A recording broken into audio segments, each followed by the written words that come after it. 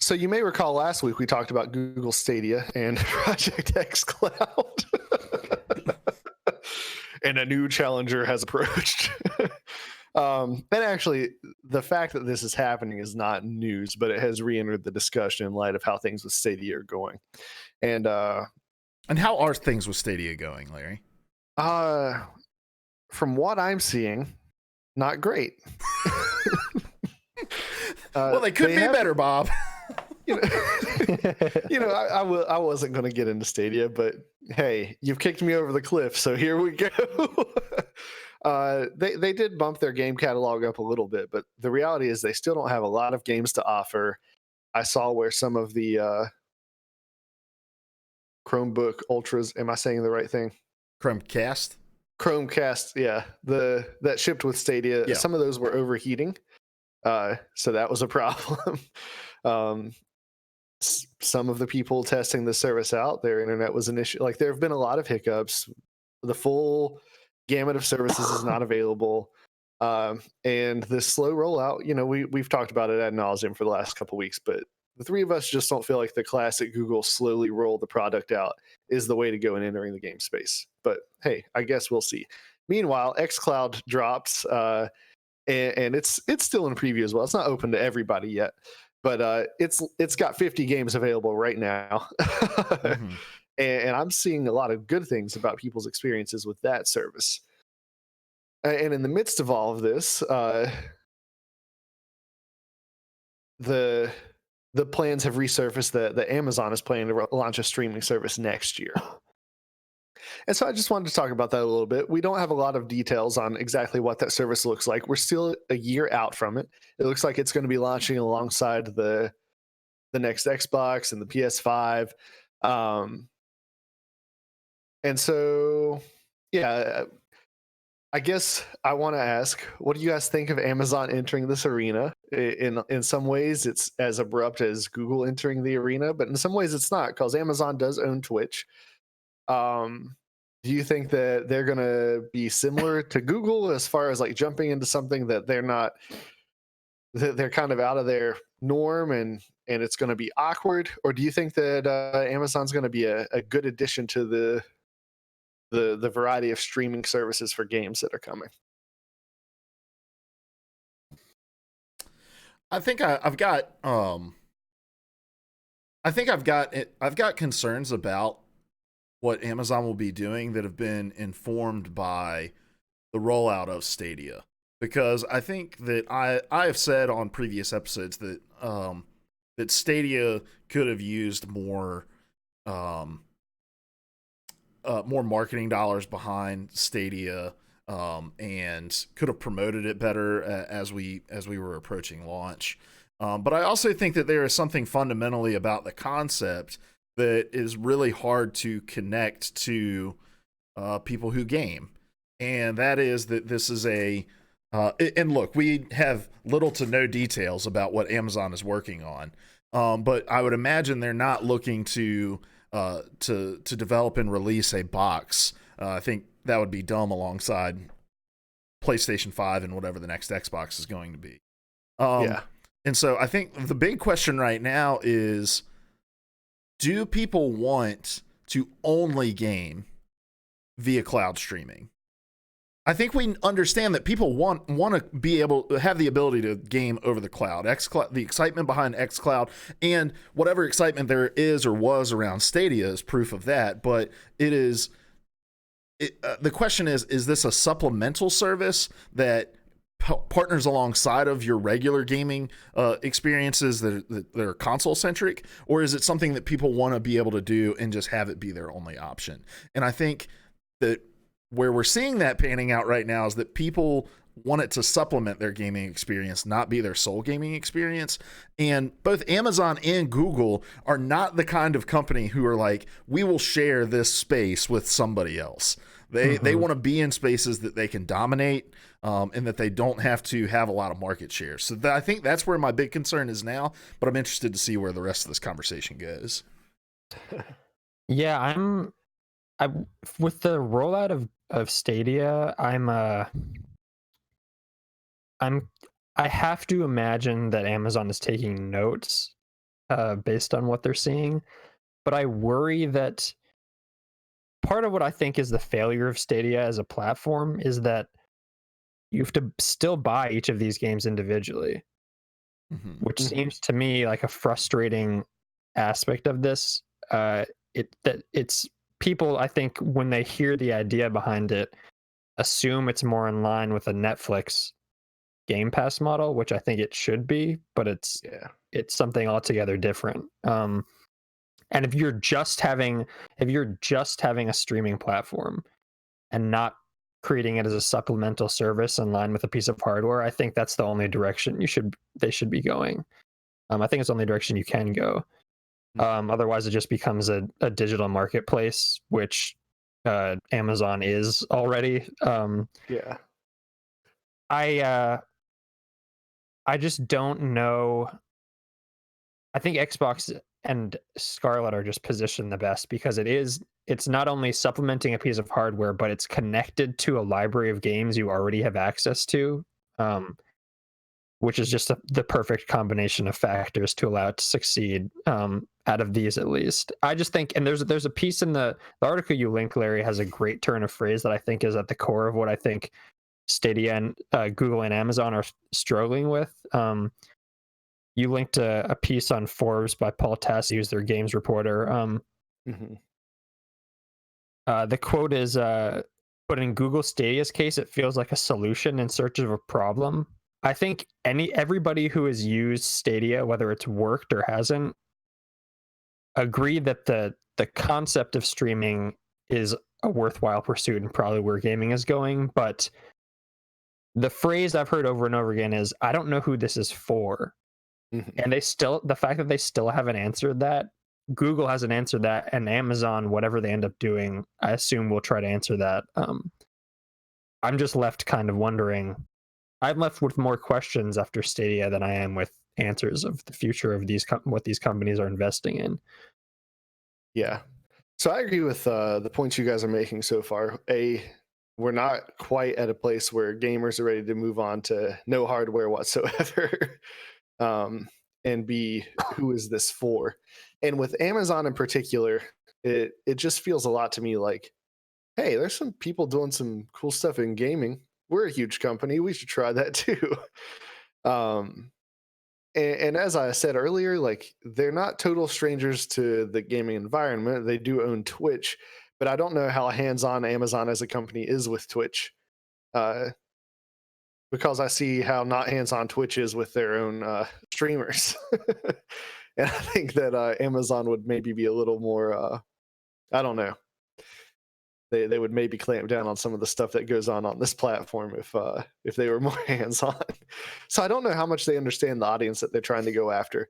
But more than that, I look at Amazon and their entry into the video streaming space.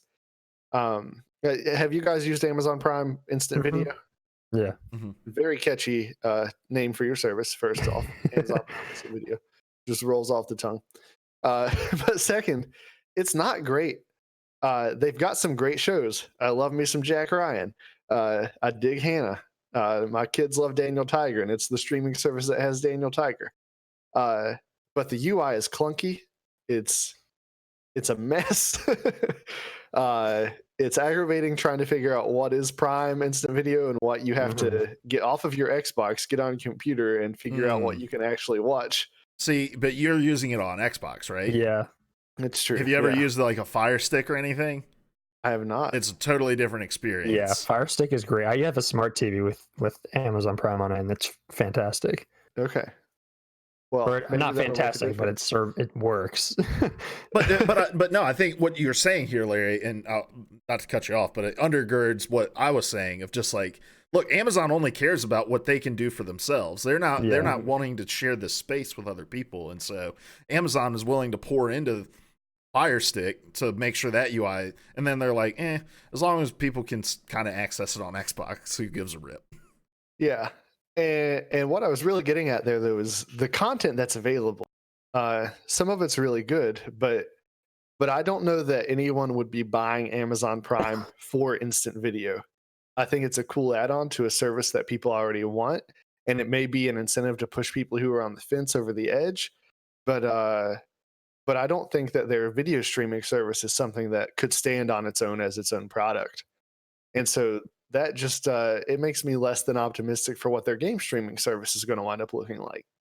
But what's to say that Prime, that whatever Amazon does in the game streaming space won't simply be, at least in some way, shape, or form, tied as a benefit to Prime, in the same way that Prime Video doesn't have to stand on its own as a service because you partner it with 2-day free shipping, with 2 free Audible credit, all the perks of being a Prime member. Mm-hmm. I think that's a pretty big possibility, and I would assume it would come with a price hike as well. Yeah, but Google doesn't have anything like that. I think it would be an option. The thing with Amazon is, I guess, the thing with Amazon that's different than the others is that Amazon just wants you using Amazon. And I think this is a great way to ensure that you're an Amazon user. Google, I think people have made the comparison to TV, and I think it's slightly different, but you could look at it like if you look at what the TV, all these companies entering into the TV streaming space are doing, what they're really after isn't so much TV viewers, but participants in an ecosystem. Like Apple just wants you buying Apple products. They don't really care. They ultimately don't care if you're watching other shows. They just want you engaged in the Apple ecosystem. And it's the same with Amazon, same with Google, same with all of these companies. But it's just a little different when they're spread out over so many services. I think the point you make, though, Luke, is a good one. I think the way Amazon succeeds in this space is just packaging it into the ecosystem it's already created. At least in the initial phase. Yeah. And it's worth noting that Amazon does have a game studio, and they've been working on games, but they haven't yet put out anything like great. And maybe they're holding off, saving it for the launch of this service. But I don't know. I feel like this is going to be another version of Stadia, and I am personally more optimistic that Google could turn Stadia around and do something great with it than I am that Amazon will do a good job with what they're offering. But we're a long way from knowing that for sure. I just thought that in the context of we've been talking about game streaming, it's worth noting that here's another company entering the mix. And even though they may not put out our favorite product, it's like we've been saying, the more competition you have, the better it's going to be, because everybody is going to challenge one another and make one another get better. I also think with these streaming services coming in, especially these ones that aren't tied directly to a piece of hardware, so Stadia, whatever Amazon's working on, presumably, I think that the way that you play games in that space is different in a way that maybe neither of those companies has recognized yet. And maybe it's not about being able to play Destiny 2 on the go. Maybe there's a whole, just like how mobile gaming totally changed the way that people thought about about what games were and how people interact with games. I think that same process is going to have to be gone through in the streaming space, because what is a game that I start playing on my laptop for a little bit, and then I'm on the go and want to pick it up for 5 minutes when I'm sitting in the waiting room while my oil's getting changed or something like that. Like, what does gaming like that look like? And I don't know if we have an answer to that. And I think that answer is going to be the thing that's going to make streaming more compelling for a wider audience. That, hey, we're designing this not just so that you can game on the go, but knowing that will change, that changes the way that you want to play games. Yeah, and it changes the way, I think it inherently changes the experience that developers are designing for. Like, Nintendo is great because it's identified, and actually, I mean, it's always had a pretty healthy mobile component to its systems, Game Boys and all that. But Nintendo has identified games that work well on the go and in like bite-sized portions. Like Pokemon is absolutely perfect, obviously. Zelda works surprisingly well. I don't think most people would have called that. Mario works well. I don't know if I'm I or a lot of other people would be inclined to think of Red Dead Redemption 2 as a game that I want to play on my phone on the go, mostly because it takes 15 minutes just to do anything. Just to walk from one place to another. 15 minutes to get on your horse. So I think, I don't know, I think that, again, I go back to who is this for? Like, the games that are on these platforms, I mean, that are on Google Stadia, and I assume some of these will also be on Amazon. I just don't know if I would want to play those in a mobile environment on the go. Mm-hmm. I don't know. It's a question they're going to have to answer. Yeah. So you mentioned this, Cody. Obviously Amazon is sitting here watching the rollout of Stadia and taking notes. What do you think some of those notes are? I mean, probably don't make a long ass rollout for your service. I think that we talked about this a few weeks ago, and you referred to it this week, Larry. The beta Silicon Valley way of thinking and rolling out these services doesn't really work, at least in this context, in this industry. I would have to imagine they're taking notes on the way the whole thing was rolled out, not just what the service is. And I also think they're probably taking note of the lineup or the lack thereof at launch. I mean, Amazon has a lot of money to throw around, just like Google. I would be surprised if their launch lineup is as lackluster as what Google was able to pull together for Stadia. I think that's really the bigger point. I think a lot of the other stuff can be forgiven if you've got the games lineup. Yeah. I think back to what got Xbox hammered at the beginning of this console generation. Yeah, people had a lot of gripes, but the biggest thing was, how many months was Xbox One out before there was a game worth buying? Yeah, they had to back up a truckload of money to EA to get Titanfall to have anything other than Rise. Oh, yeah. Which, I mean, we all agree is the seminal classic of this generation. The Conan O'Brien of Xbox exclusives. We made it through the intro without joking, and here we are. So start casting bets on that. Well, so do you guys think that Amazon will do something similar as Google with, like, hey, we're going to release it in the Founders Pack or whatever they call it, there's going to be a controller and a Chromecast as well to kind of like give it that semblance of a hardware release? Or do you think they'll stay clear of that and be like, well, we're just going to drop it for Fire Stick. You can play it from Twitch directly. I imagine you've got to package it with a controller at least. I don't think you want people going out and buying their own controller when you could make money off of them buying the controller. Mm-hmm. So I'd imagine there's going to be this tiny, like, some kind of package of, here's the service, a controller, and a Fire Stick or whatever. To be fair, you probably would also buy that controller through Amazon. Yeah, that's true. But but if what we're saying is actually the case of this is a supplemental service for people who already play games, then why go through the R&D process of making a new controller for your service when in reality 90% of the people that are going to be engaging with this service are going to own a DualShock or an Xbox controller? Yeah, I don't know.